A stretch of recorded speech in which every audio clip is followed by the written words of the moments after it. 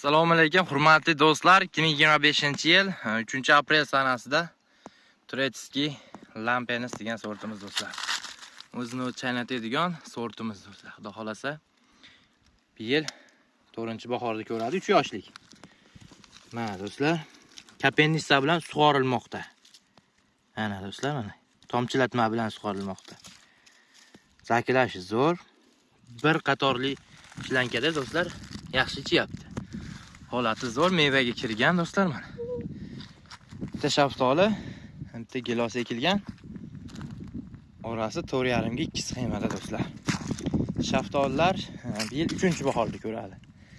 Bular ham mevaga kirib qoldi xudo xolasa. Giloslar o'ta zo'r. Chaynatgani bitta bir qator Lampenis, bir qator valovoy sersa ekkanmiz mana.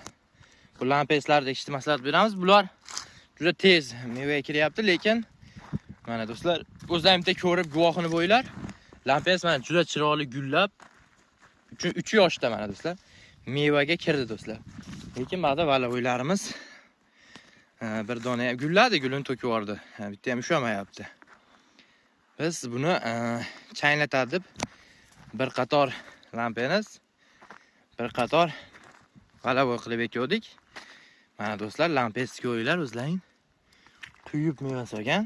Mana bu qatorimiz hammasi Lampes, meva shu holatda. Bu qatorimiz do'stlar mana valovoy, umuman chaynatgan yo'q. Meva kerak bo'lsa holati daraxti Lampesdan ancha bo'yi katta. G'o'dasi katta, lekin bundaqa meva solmayapti do'stlar.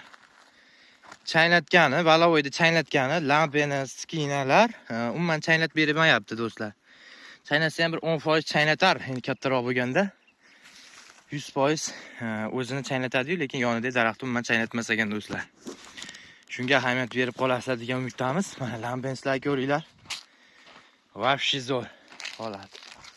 Eng qiziq, hammasida mevasi bor do'stlar mana. Qaranglar, mana shu mevasini ushlagan, o'tgan yildan o'sha quyib meva solishni boshlagan mana. Quyib meva solyapti do'stlar. Mana. Lampda ko'ringlar do'stlar. Mana. Mana. Bitta 2 qator Lampes bo'lib qolgan, mana bular valovoy do'stlar. Mevasi yo'q. Yangi navlarni ekishni maslahat beramiz. Yangi navlarni mevasi sal maydaroq bo'lib, valovoydaqa katta bo'lmasa ham, lekin ancha mevasi ko'p bo'ladi. Shu sababli ko'proq kesib, mevasini ozaytirsalar ham bo'ladi. Meva yo'q bo'lib qolgan holatdan ko'ra yaxshiroq bo'ladi. Shuning uchun do'stlar, o'zini chaynatadigan giloslardan ekishni tavsiya beraman. Buni ko'chatlari bu yil erta kunda tugab qoldi. Shuning uchun kuzgi mavsumga ko'chatlarini tayyorlayapmiz. Hozirdan zakaz olishni boshlaymiz do'stlar. Zakaz orqali ko'paytirib beramiz. Bizda 15 xildan ortiq giloslarimiz bor. Royal Tiago, Sweet Ariana, Skina, Sweet Heart, Giant Red, Germadorski hammasidan bor do'stlar bizda. Ertaki kechki yeringizga, ob-havosiga qarab maslahat beraman. Nima ekishlaringizni do'stlar? Bu mana do'stlar, atrof muhitni olib qo'ya. Tog' oldi nima? Do'ng, qir-adir, suvsiz joylarga ekkanmiz.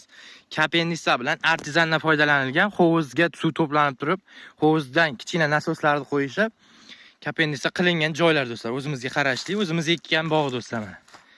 Atrof muhit hammasi zo'r, mevaga kirdi, qilingan rasvot qoplanib, yildan faqat foydaga meva o'zish niyatidamiz do'stlar, xudo xolasa.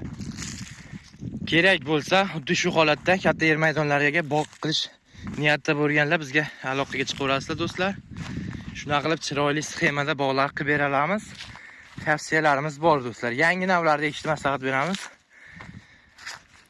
Xudo xolasa, giloslar chiroyli holatda. Kapennissa bilan eng qizig'i, bu yerda umuman suv yo'q joyda. Umuman suv yo'q. Mana do'yinni ko'ryapsizlarmi? 50 metr ag'i do'y.